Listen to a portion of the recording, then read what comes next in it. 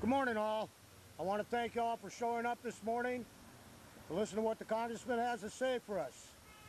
My name is Jerry Blonigan. I'm a member of the Preston VFW, Post 9452.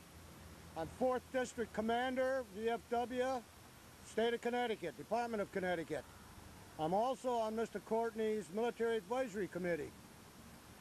When I was first invited to be on an advisory committee, I had some trepidations. I figured it was just another political thing. In fact, the first day I met the Congressman, I pointed out to him that I didn't vote for him. I was afraid of Nancy Pelosi and company. But he told me that was okay, and we went along from there. All right? We've had some strong words over the time, and he always listened. Also, over the time, I have learned that the Congressman actually believes what he's doing. It's not just words, it's actions and his belief. An example is, and I don't know what town this is, I forget what it is. Town is trying to rename a post office after a fallen warrior. A young gentleman by the name of Bixler. The Congressman is pushing for this. He's trying to help him along, not because it's a good thing, which it is, but because it's the right thing to do. These are just some of the things that the Congressman has been doing.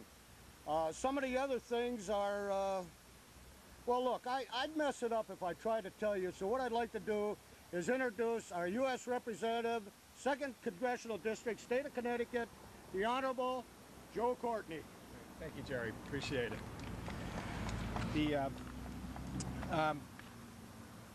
It has been a privilege to represent the 2nd Congressional District over the last 6 months for many, many reasons. It's a huge, sprawling, diverse district, but one of the reasons why it's a particular privilege is because, as the Commissioner knows, it probably has the highest concentration of veterans of any of the 5 congressional districts in Connecticut.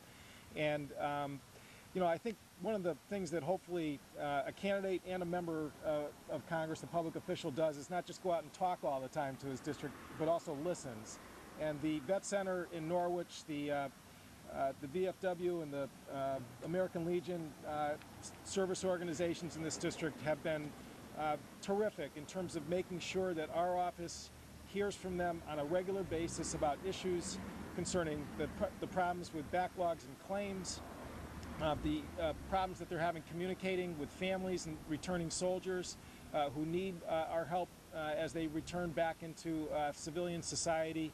And it's been, again, a learning experience for me, and also a privilege to be down in Washington and taking up the issues that people have brought to our office. And Ed Burke from our office I want to recognize because of the great job that he's doing for soldiers and their families and veterans in this district. And therefore, you know, they let us come home once in a while in Washington. We're on a work period back home, district work period back home, and wanted today to just give you an update on some of the issues that we're working on in Washington. Last week, the House took up the VA budget as part of the 11 spending bills that the Congress has to pass each fiscal year.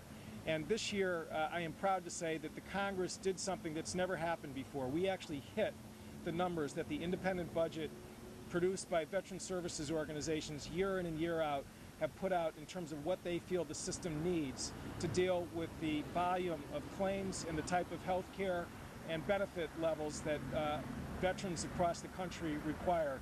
This chart demonstrates in blue what the U.S. House of Representatives voted for last week in a huge bipartisan majority. It was over 400 votes in favor of the spending bill. And you can see what was submitted to us by the executive branch when the White House submitted its budget back in January.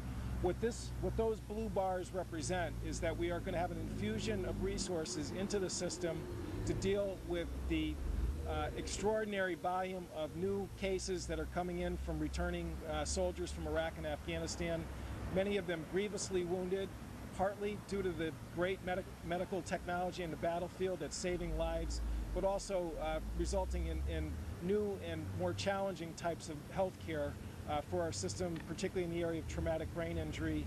Certainly there's a lot of stress-related claims, and again, going across this district from Suffield, as Jerry mentioned, where there's an effort to honor the memory of Stephen Bixler, to Coventry, where I was with a young Marine over the weekend who lost an arm and a leg, and who the community has been uniting around to create an accessible home for him and his family that he can live in, to the area of Norwich, where again there's just been an outpouring and feeling down here that we've got to do more and better for our veterans.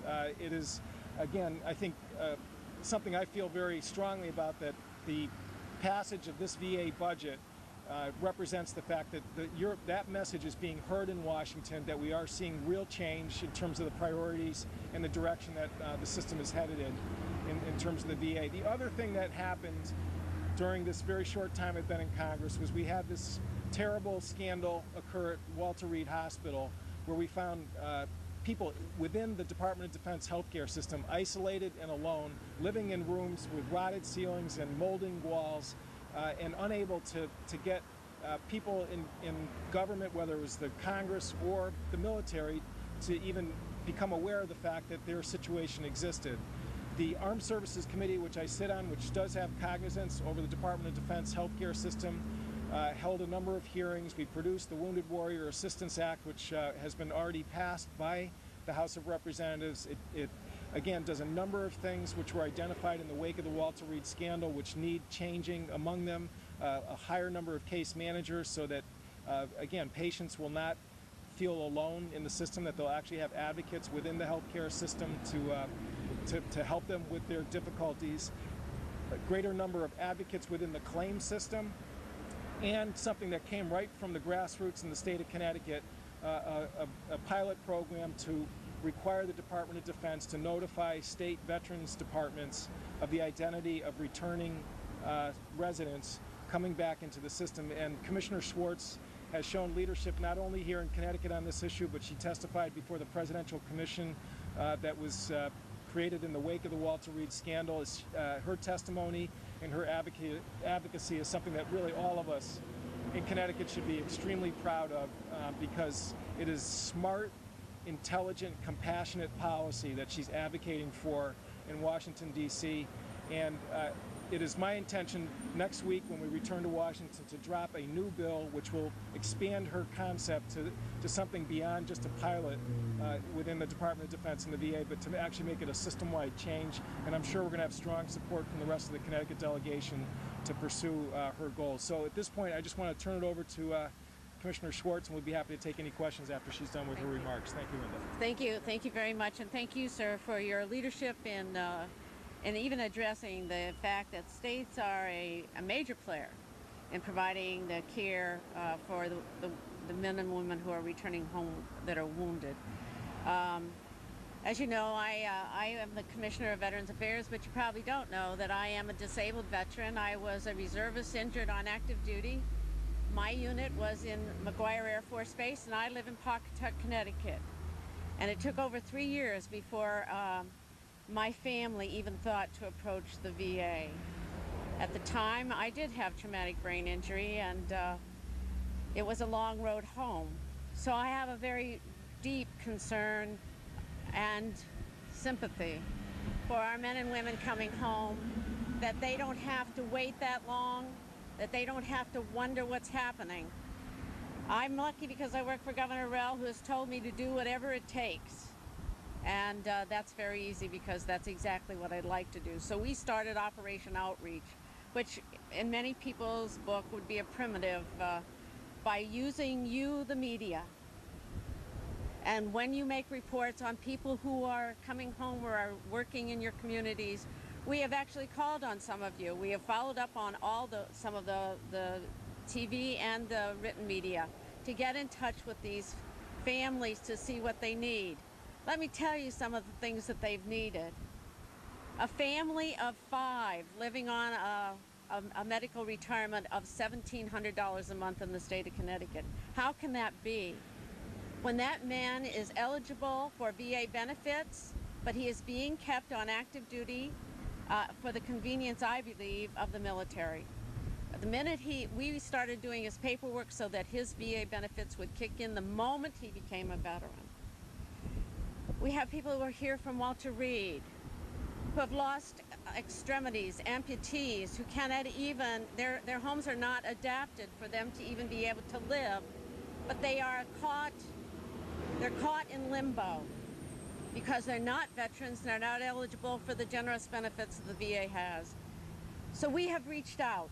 We have reached out across the state, and we have reached out to anyone who will help. And I would just like to share with you that when the Operation Outreach became a news item, I received a call from the Pentagon. The Pentagon wanted to know, was I using the Army's money to do this? And the answer was no. I am simply using the generosity of the people of Connecticut to bring together the forces that we need. We have the flexibility and we have many resources to be sure that these who are coming home who are wounded and their families do not face the disappointment of a hero's welcome that they so richly deserve. Thank you. Great job. Just stay right here. Okay. Any questions?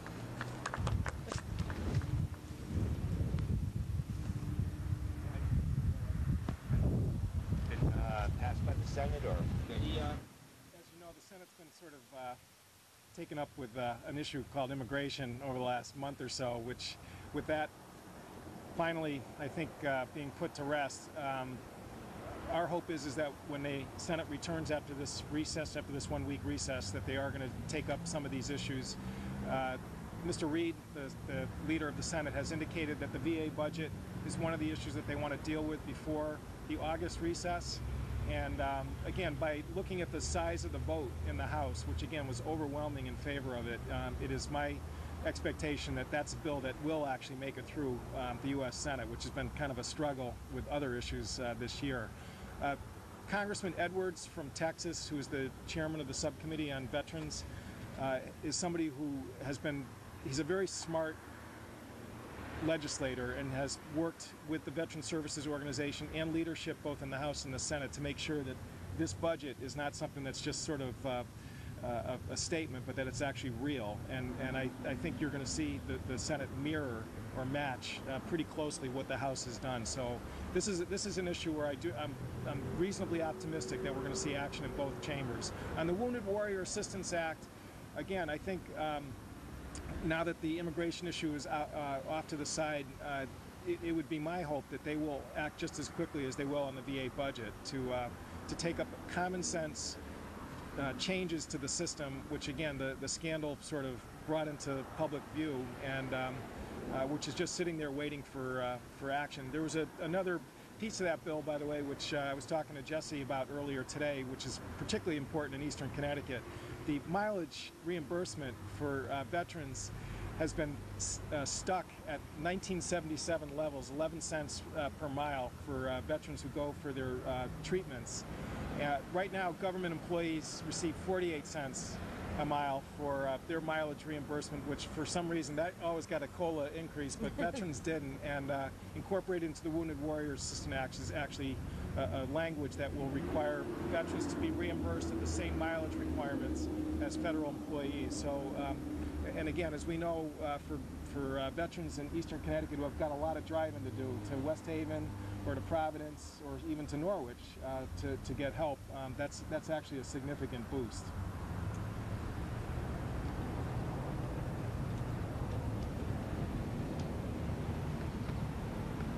Set. Can I ask you a question on another issue? Sure. Your reaction to the Scooter Libby decision to commute the sentence? I was disappointed. I think, you know, we have a system of separate branches of government, and the judicial branch acted completely according to the rules from indictment through sentencing.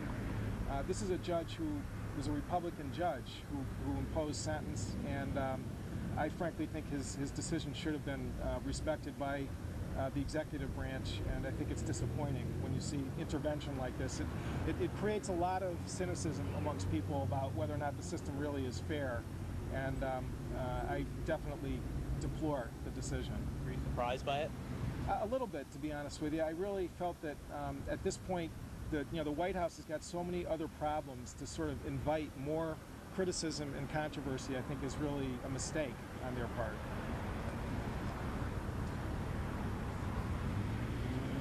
Great. Well, thanks for joining us out here at this beautiful spot, and thank you, Commissioner. My pleasure. It's great.